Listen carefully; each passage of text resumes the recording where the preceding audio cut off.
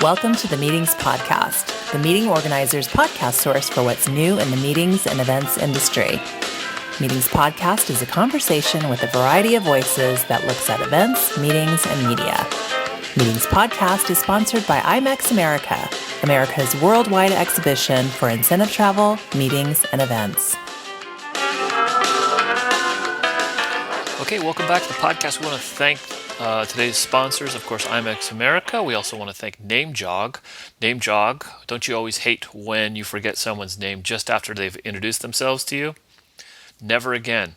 With NameJog, you'll never forget their name again. You wear the tiny device in your ear, and the proprietary software recognizes the name of the person introducing themselves to you. It records the name for you, and at the end of the conversation, all you have to say is, "It was great to meet you," to trigger the playback of the last name it recorded in your ear. Now you can always remember everyone's name, so check out NameJog. We're also sponsored by Audible.com. You can get a free audiobook download and a 30-day free trial at audibletrial.com/meetings podcast. So if you want to sponsor, help sponsor the show, that would be fantastic. We had our guest today is John Federico from EventHero. Love John, very clever guy, does the Event Tech podcast, but he recommended 7 Habits of Highly Effective People, and that is by Stephen Covey, and that is an audiobook. So why don't you go over there and try out that audiobook. So I want to thank you very much for tuning in, and let's just get into the interview with John. So I will be back afterwards, kind of fill in any gaps. Okay, welcome back to the Meetings Podcast. This is Mike McAllen from Grass Shack Events and Media and AV for Planners. Today on the show, we have probably the most helpful guest I've ever had in all of the 6 to 7 years we've been doing this podcast. This guest offered to record the show for me, John Federico. John, how are you? Good, Mike. How are you doing? Thank you very much. I'm already enjoying talking to you immensely. Yes, I know. We've been on the phone now for 20 minutes, and it's like, maybe we should hit the record button. Yes, and it was all talking about podcasting, which is fun, and how we're recording things and stuff. And John is one of the, I know you probably don't want the word, but you are one of the gurus of that I know from the past of being in this podcast world, of knowing the equipment and that sort of thing, the behind the scenes, making sure things sound fantastic, which meetings podcast listeners are not used to. I don't know about that, but okay. So you are the CEO and co-founder of EventHero, and you are the host and executive producer of the Event Tech podcast. I would recommend anyone who's listening to our podcast to make sure to go over there and listen to the Event Tech podcast. I was lucky enough to be a guest on there, which was really fun. It was. And you are an entrepreneur with 20 years of experience in technology, digital media, and events, having worked with Audible, which was acquired by Amazon, and Icon Nicholson? Yes. Which was acquired by MRY, or is that said Murray? It's MRY. It used to be Mr. Youth, and then they diversified beyond marketing for millennials, so they decided to call themselves. Oh, how interesting! Yes. And people can find you all over as Gadgetboy on Twitter and all over the world on the interwebs. Absolutely. Just Google Gadgetboy. I'm typically the first or one of the first people. I'm page 1. So yeah, and I looked Gadgetboy space, and then there was a cartoon with a guy who's the Gadget Boy. Uh-oh. Did you know that? No, I didn't know that, but hopefully it's nothing. It's nothing inappropriate. No. Okay. No, it isn't. Well, if you looked up like our company, Grass Shack Events and Media, if you looked up Grass Shack, it's just all porn, which is weird. I don't know why that has anything to do with porn. That was unfortunate after we had gone through the whole thing and gotten the name. But you guys just went through a name change in the last year or two, right, for EventHero? We did, yeah. We used to, about a year ago, we rebranded. We used to be Curious, Qrious.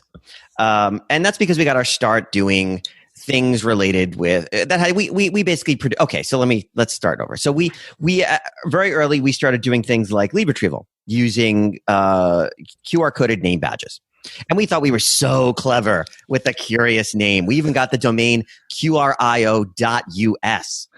Oh, so clever we were. Meanwhile, I had to spell it every time I spoke to someone. Or there's nothing like making a potential customer feel stupid when they get you on the phone and they go, Yeah, so that's why I'm calling Queerius, and I was like, okay, we have to change this. Yeah, so about a year ago, we rebranded as EventHero. that's great. Yeah, and we'll talk a lot more about EventHero. That's really why you're here. Besides, I want you here because I like you, but we want to hear about your company. I think it's very cool, and I know that with the naming thing because we called our company Grass Shack Events and Media because we wanted to be different and not slick and be kind of fun, because we're in production. We're not actually like we didn't want and we all came from companies that were like, ZAM, the names of crazy corporate names. And so we tried to do that. But then now whenever I'm saying, email me at mike@grassshackroad.com because we had Grass Shack Road was our address, see the kind of the address on the road. Okay. And our website had like a road and it had the different shacks that you would click on that were things we did, the video, the production. But now every time I tell someone to email me at Grass Shack Road with 3 S's in the middle, it's like, it's so frustrating. Anyway, so let me ask you a question. Do you have a favorite quote? I do. I do and I don't. So I found out where the original quote came from, and it's from Marcus Aurelius. Nice. This is the original quote. You have power over your own mind, not outside events. Realize this, and you will find strength. I want to say that my best Roman, But how I heard it originally, and this is what I tell my son all the time, it's probably the biggest, the most important thing I've ever told him. And I don't know if he realizes this yet. Hopefully he will. The only thing you have control over, or complete control over in your life, is how you react to the world around you. Mm-hmm. That's it. That's the only thing. So it's just like something happens, you react to it, or you, of course, proactive, and then there's a reaction, and et cetera. But the only thing you have control of is how you react to these things. And I tell it to my son all the time, when he gets frustrated over his schoolwork or sports or video games or whatever. And it's all about how you choose to react to things. That's great. It's a great one. Very good. So tell me how you got into this industry of EventHero in this whole crazy world of events. Oh gosh. How did any of us? It's always interesting to hear how people do. Yeah, it is. So for a very long time, so I've been in the workforce quite a long time. And events were always the best way for me to meet people. It's where I built my connections, built my network. And then in 99, 2000, I was a conference producer. Not the best time to be a conference producer. Right, especially since I originally had a contract sitting on my desk to have my first event at Windows in the World Trade Center. Oh, wow. So that was an interesting. That was an eye opener. Yeah, and so I put on a number of conferences here. I was actually here. I'm in Austin, Texas now. I moved recently. I was about to say here in New York, but in New York. And I was targeted to small businesses, independent professionals, that sort of thing. And I enjoyed it. I loved it. I loved every bit of it. I like being a producer. I like bringing people together. I like being the person responsible for having relationships flourish, right? That was a big thing for me. And early on, I had this thing where I wanted to force people to meet each other. So there were no online registration systems at the time, so I built one, of course. And people would register for my events, and they would complete these forms. And they would say, "These are the 5 things I'm looking for, and these are the 5 things I can help with." And so when they showed up, they got a badge and 5 sheets of paper with profiles of people they should meet based on their. That's very cool. Based on I thought it was pretty cool at the time. This was obviously before smartphones, and people loved it. So fast forward to, 2011, I met my co-founder, and we were just kicking things around. We all know, especially at that time, that there was still a lot of inefficiency in events and especially in general. And so we decided, what do we want to solve? What problem do we want to solve? And we decided we were going to try to solve the people problem. Which was how do you meet people at events? So I took all of my previous experience and we invested our time in that, and we built an app that basically did in a much better way than I had done using paper. And so you would connect your social networks and enter keywords that describe you and all these things. And we would then we would integrate with the registration system. So this was like Meetup or at the time, or Eventbrite. We were one of Eventbrite's first integration partners. And then we would tell you who to meet based on who was in the room. So it's and since that time, of course, we've seen a lot of these things. That's become a feature, not a business. But you'll see a lot of event apps that have that. And so that's how we got started. But then the really interesting thing, of course, is it's always been a progression. We always listen to customers. And so now we're in a completely different business, but it was all based on that first software product that we put out, the feedback we got from people who then asked us to do other things based on that technology and so on and so on. So now we're doing what we're doing. Very cool. And so it's so interesting. I'm right in the middle of, we've acquired this meetup group here in San Francisco, and it's for event professionals. And we've put out questions to them, trying to figure out what they want, to make it a little bit more interesting for the meetup groups. And everybody just wants to network, basically. Yeah. Yeah, and it's interesting I'm trying now, and our big question, which was today after I was going to talk to you, is like we're trying to figure out to get the whole year set up with speakers or what we're going to do. Basically start doing a calendar of networking ideas. When you just said that with the walking in with a piece of paper, and I know we're all in our apps on our phones and stuff, but it seems to me that's almost, I don't know, because it's hard to get people to conform to the apps.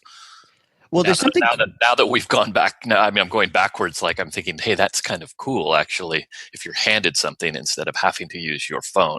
I was just going to say that, and I haven't thought about this. I haven't thought about this in years, and you're absolutely right. There's something quaint about being handed a piece of paper when you show up. Yeah. And they do some of those things. You get like a card, and you're supposed to meet somebody with the same card or something. Actually, this same meetup that we acquired, they would give you a cartoon character, and you're supposed to find the other people with the cartoon characters. But that has nothing to do with, actually meeting somebody that could do something that, that you're wanted to meet. Right. That's fun. But I could show up and end up, meeting, I don't know, a proctologist who happens to have the Bart character. Right. Exactly. And you don't need a proctologist at this time. Exactly. But you might not know you don't need one. Ooh. Never mind. That's terrible. This is going the wrong way, this conversation.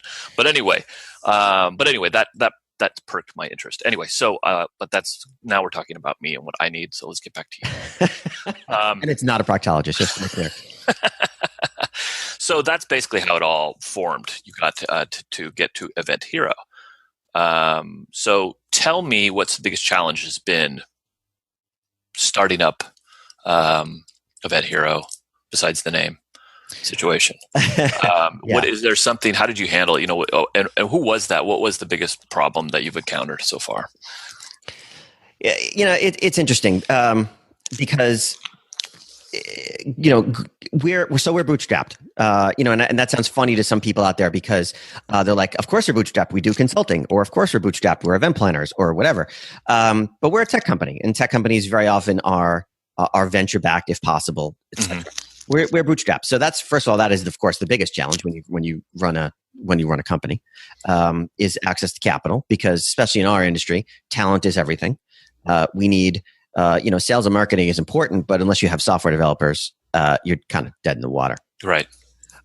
So we're bootstrapped, but probably the biggest challenge we've had, which is a blessing and a curse. We were the first company, as far as I know, and someone may fact check this and I may be wrong, but I have checked and I think I'm right. We're the first company to offer things like the services that we offer using smartphones in the cloud.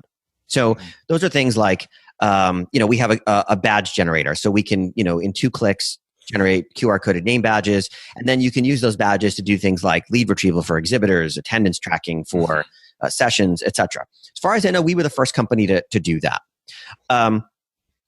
But let's call it what it is. So the biggest challenge is that any software developer anyone can take an existing system and move it into the cloud and do it better, faster, cheaper, right? And I guess that's sort of the thing, is that over time, these kinds of businesses become commoditized.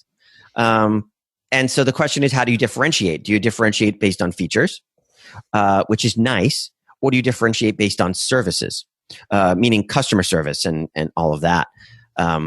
it's interesting because what I find is so many people, and it's not just event planners, it's everywhere. They'll initially be attracted to a company because of the features. Meanwhile, they may not even thought through how they execute on these features, how they use them, whether or not they would use them at all. But it's the bells and whistles.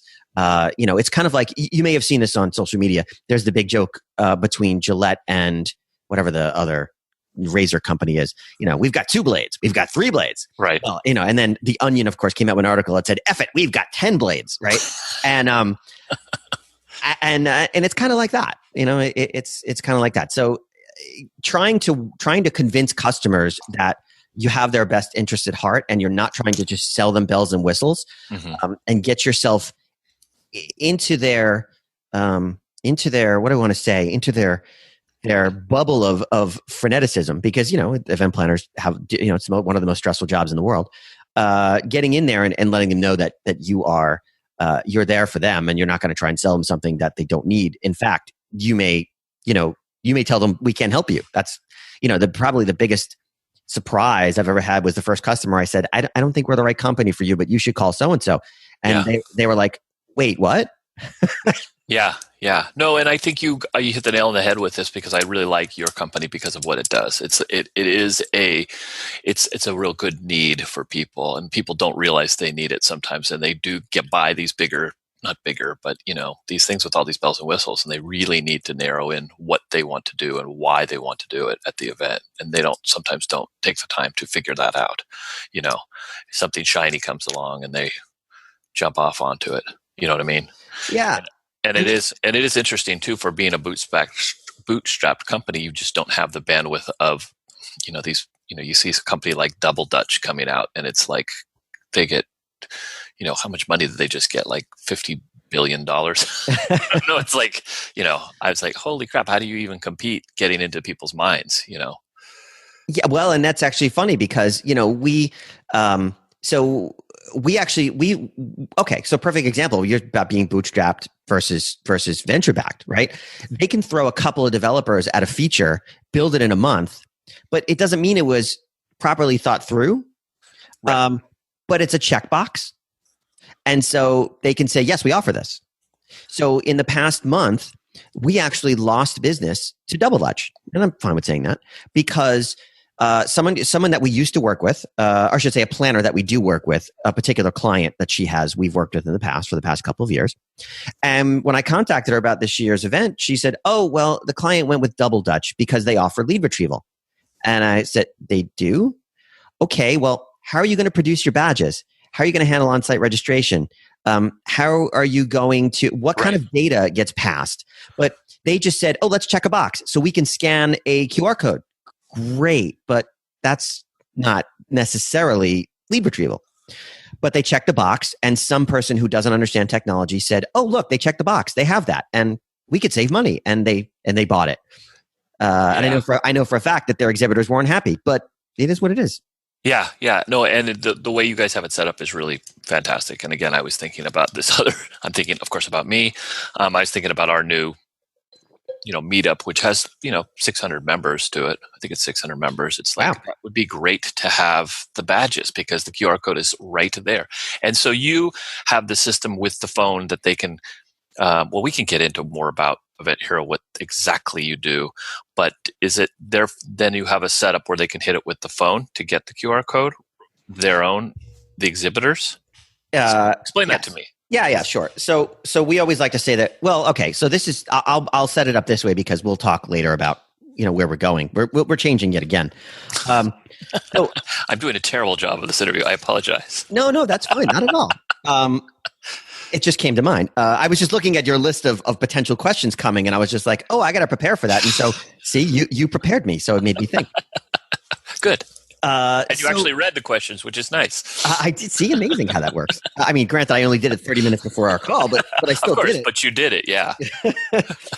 So the difference between what us and a lot of companies that do what we do is, I don't know. I mean, everyone thinks about like, I'm going to run an event. What do you do? Let's get a registration. Let's find online registration. Okay. Hold on. I may have just unplugged my headphones. Are you there, Mike? I can hear you fine. Yeah. Okay, yeah. I did just pop my headphones. Anyway, so their initial reaction is, let's get online registration. And I'm like, okay, that's cool. You need that, right? That's how you make money. That's how you get exhibitors. That's how you get attendees into the system, so to speak. But the world doesn't need yet another online registration system. Let's just call it what it is. And so we always just said, well, let's just integrate with them. So we were, one of Eventbrite's first integration partners. And since then, we've built a back end that allows us to spin up a new integration in an afternoon. And so now we integrate with, we basically say BYO registration system. So, we integrate with Eventbrite, Reg Online, Tito, BusyConf, Event. All of them, it looks like. Event, a bunch of them. Yeah, over like 13, I think, at this point, or maybe more. So it's BYO. So in that regard, we always like to say, look, BYO registration system, and in a couple of clicks, you can get QR coded name badges. You can print them out on Avery stock. And so for smaller events, it's great. They'll pre-print and you're done. You're ready to go. And then you can do things like check people in at the door. So people say, well, can I just use the Eventbrite app? Sure you can, but does anyone really actually bring their receipts? No, of course they don't. So find the badge, scan the badge if you've pre-printed it, and now, that person's checked in, in one step, and you're done. Right. No, that's fantastic. So, that's kind of our thing. So it's, that's our key differentiator really is just we provide those services, but we don't try to be all things to all people. And, we want people to, if you love a tool, continue using that tool, and then we'll just add stuff to it. And then you could use from then on, you can check people in and out of rooms and that kind of a thing, so they can scan it that way because everyone has that QR code right on their chest, basically. So now you have an easier way of figuring out what the hell's happening at your conference, which is always a struggle for people, and they don't do it because it's a struggle, and it isn't that hard to do. It's not. It's the logistics that are hard, and that's where we've kind of focused. Right. It's perfect. Okay. And then you can actually see all that stuff right away. So nice whatever way you want, basically. Real time, actually. So we can tell you, it was kind of funny. The first time we introduced this to a customer, I get off on this stuff. I like it. I like helping people do stuff, especially when they've never been able to do it before. And so the first time we showed a customer the dashboard so that she could see not just how many people were in a room, but exactly who was in that room right now, blew her mind. Just totally blew her mind. It's great. And I love that. Yeah. And then, of course, how awesome is that for post-event to say, okay, well, obviously, John Federico needs a much bigger room because of all the people in his. Of course, yes. Right. Yeah. So you can, but that is, I joke, but that is really fantastic, especially for someone who's into production. And we want to make sure we have the right stuff in the right room for the right crowd so the right people can hear and see and that kind of stuff too, which is all around. And food, water, anything you have in there, right? You want to have it out. All of it. That's fantastic. Okay. All right. So I love this. I love EventHero. So now we're going to go back to asking a little bit more about that. When did you know this was the right decision for you, John, that you got into this events, or are you still on the fence? Because I know I've talked to a lot of people in the event business and I think everyone has that on their mind sometimes because it is such a stressful, crazy business. But when did you know you made the right decision to, get into this career? Well, I guess you could say, define career. It's like I've always, growing up, I was always an entrepreneur. Mm-hmm. So in high school, I and a couple of friends, ran a ski trip business, right? Because I had a bad skiing habit. My parents, I wasn't able to drive yet, and my parents got tired of driving me, to a parking lot to meet a bus at 5 a.m. all the time. So I started a business where I got a lawyer. I started, we incorporated, and I had a waiver at the time. Those waivers actually meant something. That basically says, skiing is a dangerous sport, and I won't sue you guys for transporting me there. And I ran ski trips, and it was great. I put money in my pocket, and I got new skis every year, and it was great. Wow. And then in college, same thing. I ran a t-shirt business, and I started out in my own campus, and then I started going to all the other campuses nearby. And these were all these novelty t-shirts you may have seen, like You know, your co-ed, your college name, co-ed naked lacrosse team, or those stupid, silly things, right? Or Yeah. the top 10 reasons to attend such and such college. I sold those, and that paid my way through school, and so on and so on. And then I graduated college with student loans. Yeah. And I was like, I got to get a job. And it wasn't like, but after about, 2 years working in advertising and marketing, I was kind of like, what am I doing here? Like, this is not me. This has never been me. And it took a long time. So I thought working at startups would be better because at least they are entrepreneurial, but that's also chaotic. Even when you get into a management role, it's chaotic. And so, it took me a number of years, but I finally got to a point where, I know this is where I need to be. And I like being able to change quickly. I like being able to help people without going through bureaucratic, red tape on my side. Mm-hmm. And I like the flexibility. And yeah, it's a lot of work, but I can't see myself doing anything else. Right. Yep. Well, you have the entrepreneurial bug, never leaves. I have the same problem. Always got something new, trying to do something. So I guess we've kind of talked about EventHero a lot already, but this is usually where I ask, tell me all about everything. But do you guys have something that's new that's going on right now that you wanted to promote? Or do you want to kind of just go through the process really quick of what, if I was to sign up, for EventHero tomorrow for my event that's coming up, what would that look like? You can either answer either of those, or both. Yeah, I would say the former. I mean, signing up is easy. Drop us an email or visit the site, create an account, connect grab your API keys, copy and paste them, you're ready to go. It's that easy. And you would say API keys for someone who doesn't know what that means. Sorry, you're right. I have on my podcast, I have Jargon Gel, and I guess I belong in Jargon Gel. API stands for Application Programming Interface. It's just you get a key that says yes, and you paste it into our system, and then it says, oh, okay, you allow EventHero to talk to Eventbrite or my Eventbrite account specifically. Or paste this in, and I just gave EventHero permission to talk to Reg Online, etc. Mm-hmm. So it's just a way for the two systems to speak to each other, and that key is a token that authenticates you and gives us permission. Perfect. So it's that simple. It's easy stuff. And then obviously drop us a line if you have questions and all that. But I guess probably something which is really important, right? It's going back to commoditized businesses and affecting real change in the industry. And rather than doing what our friend John Wall calls point releases, it's like where you just have like minor improvements over time. It's like, how can you really create, affect change in this industry? So if you'll indulge me for just a moment. So as I said earlier, we're all about integrations, right? That's what we do. Mm-hmm. Every time we work with a new customer, particularly if it's a new integration that we just figured out, people would say, oh my gosh, that was so easy. I didn't have to do anything. It just worked. Do you also integrate with X, my event app, my audience response system, my speaker management tool, you name it, right? Can you do that?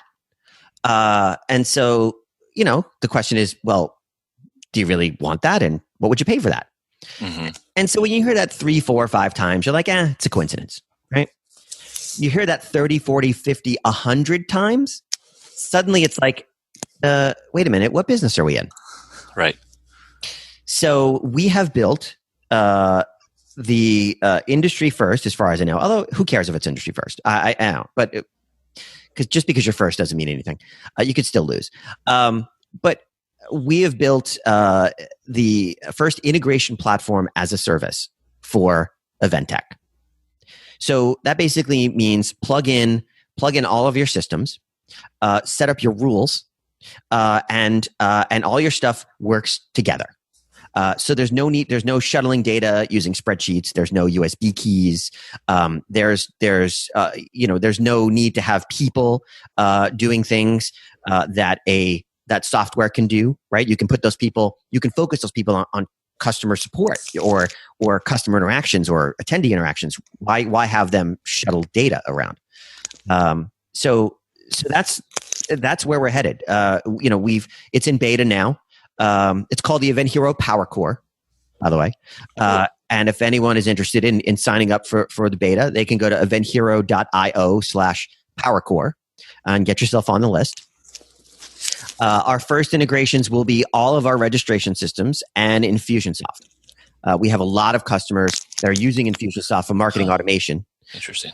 And so we decided to go there with our first publicly available integration. But we already consult with a number of large associations to help them integrate other systems. So names you would know. Think of any of the biggest names in data or exhibit or show management, and we're working with organizations now to help them integrate those things, and those integrations will then be on the platform as well. But right now we're focused on Infusionsoft for the general market. Very cool. And it seems to me too that the marketing aspect of our industry, there are a lot of times they're not meeting planners who are doing this stuff. It's the marketing teams, that are really in there doing the events. Well, they're the ones who have to, acquire attendees and sell to exhibitors and sponsors. So, yeah. Very cool. So now, and that's the future, basically. That's the future. And this is just, now forget about what we do. This is just the general, analysis of the industry, right? You're going to have, what we've seen over the past 5 years is all of these event technologies, really cool, really helpful event technologies come into the market. But they're silos, some of them, right? Many of them. And even if you have an API like Eventbrite does, and I just use them as an example, you still have to write software, right? All you do is get data from the fire hose, so to speak, right? When you plug in, right? So there's no way to say when this happens, do this, right? So there's that, but what happens more often than not is if you've got big budget, you go with the big guys, right? The ones who say we do that, they check all the boxes, right? Which are very expensive, and they do some things really amazingly, and they do some things okay, and then they do other stuff just crap because they bought a company and they bolted it on, right? And why? Like why not just make it? Why shouldn't it be easy for people to use their favorite and best technologies, and not have to worry about that? Right. all these trade-offs. I mean, event planning is stressful enough. You don't have to worry about that crap, and that's I agree. I really agree. And it is interesting too, going to, seeing some of the, not to pick like on Double Dutch, but going up and talking to the guys they have at their giant booth. They don't know what they're talking about really, which was sad, in a way. Well, they're tech guys. Yeah. They were San Francisco tech kids, basically is what I felt. They didn't, they were thrown into this thing. And that's just me talking, not you, obviously. But I was kind of like, wow, they don't really know what, Anyway, let's move on. Perspective is everything, right? Yeah. So let's get some questions a little bit more about you. Do you have any, take us through a typical day? Do you have any kind of morning rituals, food, exercise, stuff on the web that you look at every morning when you wake up? It's just kind of interesting to hear what people, do with their mornings, with their days. What do you do, John? I have a 13-year-old boy. Wow. So getting him out of the house, of course, is always a challenge. Of course, it's just so funny because I see myself in him all the time. It's like, okay, you gotta get the bus at 8:00. Okay. And you wake him up at 7 and he doesn't roll out of bed till 7:25, inhales his breakfast, puts a hat on and walks out the door. And yeah, so that's part of it. But once he's done, I like to take my dogs for a walk, assuming I can. It's not pouring rain.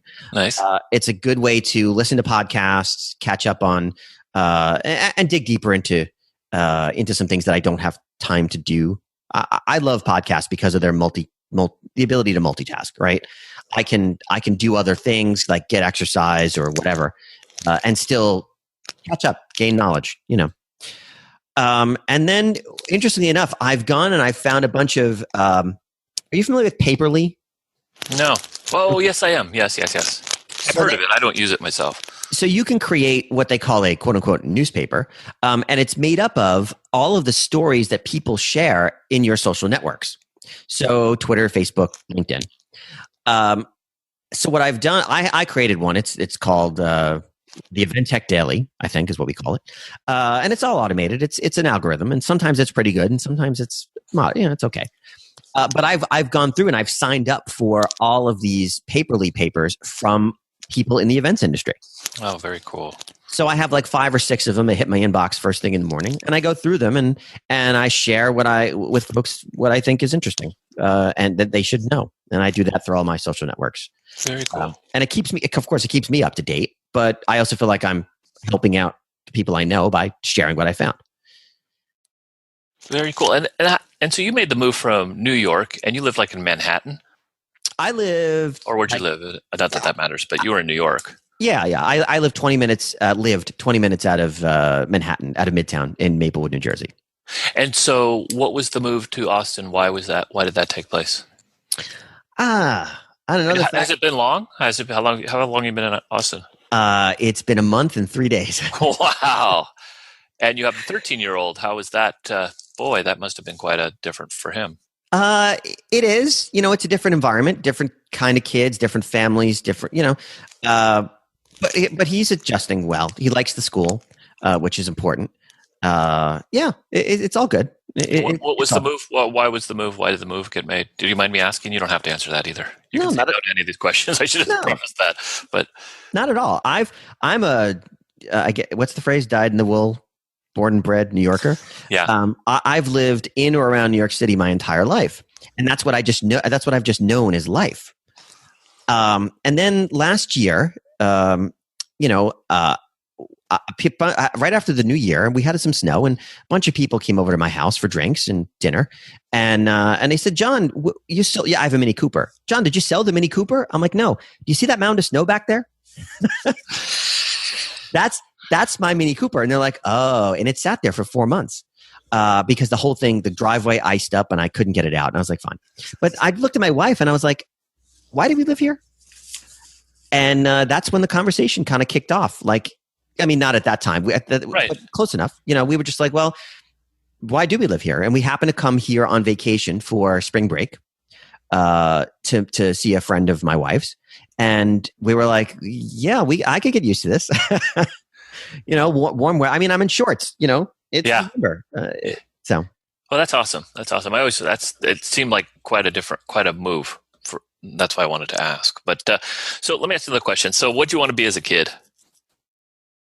That's interesting. Specifically, I don't know. I think I just wanted to be free, creative. But I do remember at one point starting a detective agency when I was 8. I didn't really nothing specific. Did it have a name? Nah, if it did, I don't remember it. I had no idea. And tell me, what book do you gift people? Do you have a book or something that you always say, you have to read this book? Oh God, so many. Let's see. This is old and cliche, but if you follow it, it's very effective. The 7 Habits of Highly Effective People. Mm-hmm. Can't recommend it enough. In fact, if you can find it, there is a live seminar produced by Stephen Covey. It essentially is the book, but it is so much better than the book itself. So if you can find it, it only comes on cassettes. But troll eBay and find it. It is so much better than just the straight book. How interesting. Go ahead. Sorry. No. I was gonna say, and if you go ahead, it was a follow on. I'm sure. No. I just want to. I was just going to say, go ahead, because I was thinking, do you have any other ones? Because that's great. But this is interesting, and I almost don't want to tell people about it because. But then the fact is, how many times do you tell people to read stuff and they don't read it, or they read it and they don't take it to heart? So it's fine. If you do any kind of pitching, you should read a book called Pitch Anything by Oren Klaff. He has a completely different approach to pitching. And even better, get the audiobook from Audible because it's read by the author. And so he has a very interesting style and cadence and so on. And it's just, I use it, and it's unbelievable how the key principles work. The first time I used them, it was just like, bam, and it just worked. And I was like, oh. That's awesome. That's interesting. Yeah, that's great. I can't recommend. I had myself and John Wall have both read it and listened to the book, and we constantly refer. We always say all the time when something comes up with a prospect or whatever, and it's, what would Oren do? That's awesome. And we're gonna have John on the show too. I'm gonna get him on here too soon, coming up. John Sounds Wall. great. Yeah, he is, and I've been listening to his podcast forever. The other one that he has, the Marketing Over Coffee. Yeah. Yeah. And so, speaking of podcasts, so what are your favorite podcasts to listen to? I don't listen to many because I don't have time. When I had a regular commute, I listened to a lot of them. I'm just going to pull up my podcast app right now, and I'll tell you what's in there. Bulletproof Radio. So I don't know if anyone's familiar with like Bulletproof Coffee and Dave Asprey, but there's some interesting health and fitness and performance things there. I've been listening to that for a while. Mixergy, which is all about, it's basically just startup stories. A guy named Andrew Warner, who's a great interviewer, will interview thousands of entrepreneurs to find out, what they've learned through their experiences. Some successes, some failures. The Tim Ferris Show, as you mentioned earlier. I can't listen to his 3-hour ones, but the 1 hour plus ones are good for me. Yeah, there's some interesting guests on that too. I like that one. Yeah, it's really good. And then, of course, Marketing Over Coffee, and that's really about it. That's all I have time for. And then I try to fill the rest of my audio time with books. Nice. And you used to work for or? I used to work for Audible. Yeah. Yeah, it was funny when I started there. I got a comp account, and the big joke was I was such a big audio book freak, and I still am. And the big joke was, well, the stock's going to take a dive now because your biggest customer just got free access to the entire catalog. Yeah, I'm a huge Audible user myself. I'm listening to The Boys in the Boat right now. I don't know if you heard of that. I haven't. It's about the rowers, and I'm, I row, but not like I've never done crew, but it's a really interesting book. Fun book. It's just fun. Okay. So if you could, have you ever had a nickname besides Gadgetboy, or is that the only one you've had your whole life? It's the only one I can really remember that stuck. I took apart the vacuum when I was 11 to see how it worked. And my brother, and I put it back together, and my brother, of course, gave me the nickname Gadgetboy, and it just kind of stuck. Have you ever pulled a prank on anyone? Huh. And if so, this is not one of the questions I sent you, so I know I'm throwing it out at you. No, I never a good prank that you ever given a good prank to anybody? No, I was never really a prankster. At least nothing meaningful. For some reason, I thought you'd be a prankster. I'm sorry. No. Sorry to disappoint. No. All right. So tell me, what's the best advice you've ever received? It's funny. I've been thinking about that. There's really nothing that comes to mind. I feel like in some respects, I've never had a mentor. And so I just look to books and other sources of information as, my sort of ad hoc mentorship. So I no one's ever given me advice. It's really just things I've learned over the years that have come, that I've taken to heart. Very cool. And so is there something that's working for you right now? Like a paperly kind of a thing, besides that you already gave one, but is there something else that's working for you, like a vitamin exercise program, some sort of a time saver or something that you're really lately been loving? Well, there's a bunch, and I'm trying to improve it now that I live in a land where there's warm weather, and I can literally walk outside and go 5 miles on a mountain bike trail. So I have to do that. That's great. That's great to hear. Bulletproof Coffee. I can't say enough about the effects of Bulletproof Coffee. It's changed my entire day. Really? And is it? I kind of did a little bit. I think it was. Do you put a big thing of cream in there or something, like some sort of a? Do you do that portion of it? Is that part of it, or? There are lots of variations on this, by the way, and you don't have to use "quote unquote" bulletproof coffee, but this is how it's commonly referred to. It goes on the concept that good fats are good for you, as opposed to corn oil or whatever else, Right. Good fats are good for you. And so in my coffee every morning, I put 2 tablespoons of grass-fed butter. Grass-fed butter and grass-fed beef have a lot of omega-3s, which are great for energy in your brain and cognitive awareness. And then I mix it up a little. I put in some MCT oil, which MCT oil stands for medium chain triglycerides. And again, if you want to know more about this, you should go to bulletproofexec.com for anyone who's interested about the details. And Tim Ferriss talks about some of these things a lot. But the MCT oil is great. Also, again, your body burns that fuel. It's easily, and it's used by the brain. It's essentially brain food, right? I mean, what else it's the best way to describe it. And then of course I add stuff for flavor, a little stevia, a little chocolate powder, etc. And then I blend it. I blend it up using a hand mixer. And that's it. That's my breakfast. I had that at 7:00 this morning, and I won't be hungry until 2-3 o'clock this afternoon. Very cool. Very cool. So what's your favorite industry event you've attended, and why did you like it? And do you go to industry events? Not as often as I should. We're bootstrapped, remember? I know how it is. I am the same way. I'm all bootstrapped myself. Yes, I know. And sometimes it's like, I just had this conversation recently. I interviewed Joe English on the Event Tech podcast. Mm-hmm. We were chatting about this. It's really odd as a person who wants to help event planners and enjoys events and helping them get better and all that. And I don't go to that many.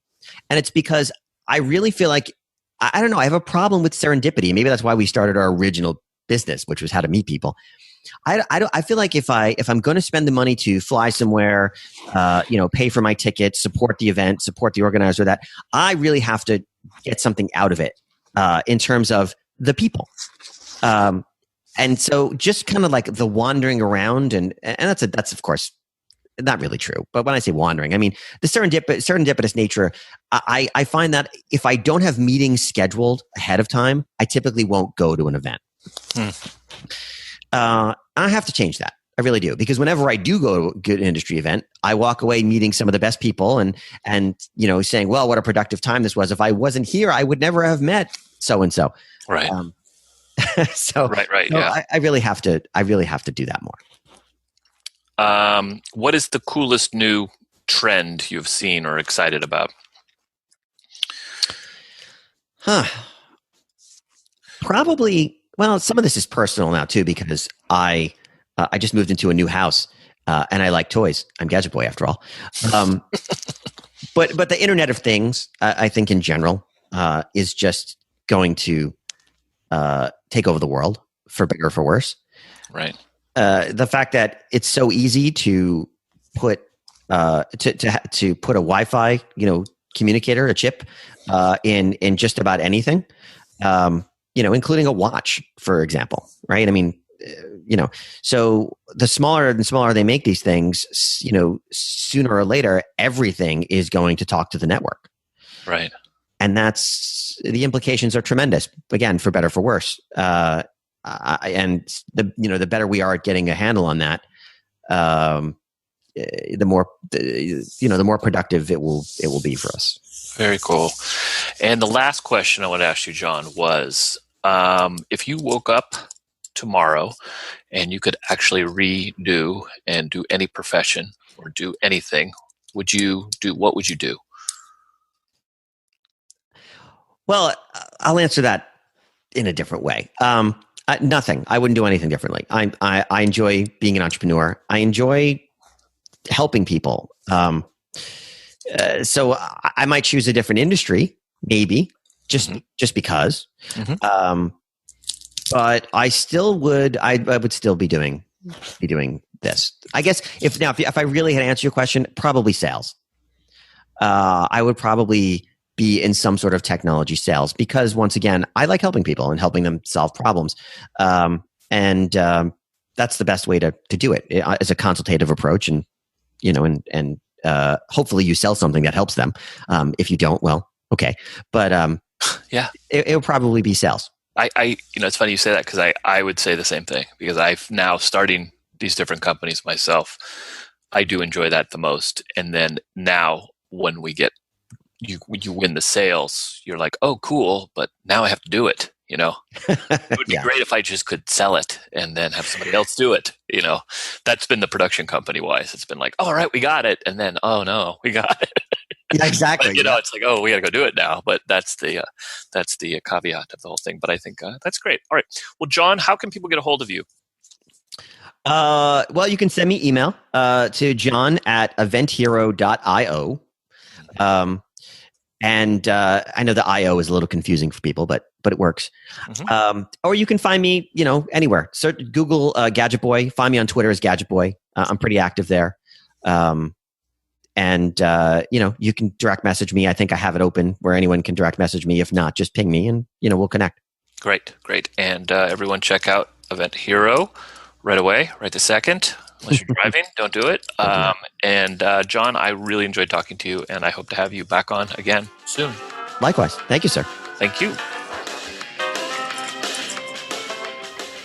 Okay, thank you for listening to the show with John Federico. Make sure you go and subscribe to the Event Tech podcast via iTunes or check it out on his site.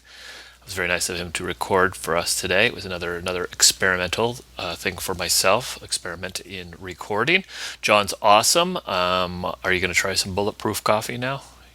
I've done that before and I liked it. I thought it gave you a lot of energy. So again, thanks to our sponsors, NameJog. Check out namejog.com. And also thank you to IMEX, of course, IMEX America, the IMEX group. And also, if you want, head on over to the Audible trial, audible.com. Get a free audiobook, and audibletrial.com at meetings podcast. It's audibletrial.com/meetings podcast, and go over there and maybe try out the book John recommended, as I said earlier in the podcast, and John said in the podcast, The 7 Habits of Highly Effective People by Stephen Covey. So it was really great. It was great to hear from John. Thank you. If you are going to go over there and subscribe to John's podcast, the Event Tech podcast, make sure to go over there and give us a review. It really helps us if you leave a review in iTunes. So thank you. I appreciate you, and I will see you next time. This is Mike McAllen with Grass Shack.